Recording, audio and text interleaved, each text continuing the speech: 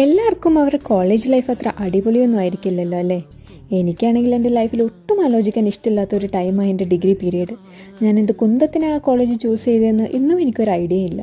അതുകൊണ്ട് തന്നെ പി ജിക്ക് നല്ല അടിപൊളി ഒരു കോളേജിൽ ചേരണമെന്ന് എനിക്ക് നിർബന്ധമായിരുന്നു. അതുപോലെ തന്നെ സംഭവിക്കുകയും ചെയ്തു.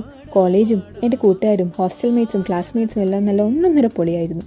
അങ്ങനെ ഒരു ദിവസം എൻ്റെ ക്ലാസ്സിൽ ഒരു ന്യൂ അഡ്മിഷൻ വന്നു. ഒരു വലിയ കണ്ണാടിയൊക്കെ വെച്ച് നല്ല ഹൈറ്റൊക്കെയുള്ള മെലിഞ്ഞൊരു കുട്ടി, മെറിൻ.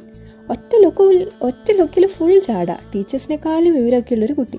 അന്ന് വൈകിട്ട് ഞാൻ ഹോസ്റ്റലിൽ ഇങ്ങനെ ചായ പിടിച്ചുകൊണ്ടിരുന്നപ്പോൾ ഫ്രണ്ട്സിൻ്റെ അടുത്ത് അവളെപ്പറ്റി പറഞ്ഞുകൊണ്ടിരിക്കുകയായിരുന്നു.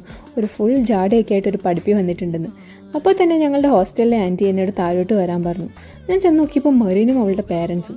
അപ്പോൾ ആൻറ്റി പറയാ, ഇവളെ നാളെ തൊട്ട് നിൻ്റെ ക്ലാസ്മേറ്റ് മാത്രമല്ല റൂംമേറ്റും കൂടിയാണെന്ന്. അവിടെ നിന്ന് അങ്ങോട്ട് എൻ്റെ ലൈഫ് ഒരൊറ്റ ടേണായിരുന്നു കേട്ടോ. അന്ന് വരെയുള്ള ഞാനും അവളെ പരിചയപ്പെട്ട് കഴിഞ്ഞിട്ടുള്ള ഞാനും തമ്മിൽ രാവും പകലും പോലെ വ്യത്യാസമുണ്ട്. ഈ പാവം കുട്ടി എന്നുള്ളതൊരു ക്രെഡിറ്റ്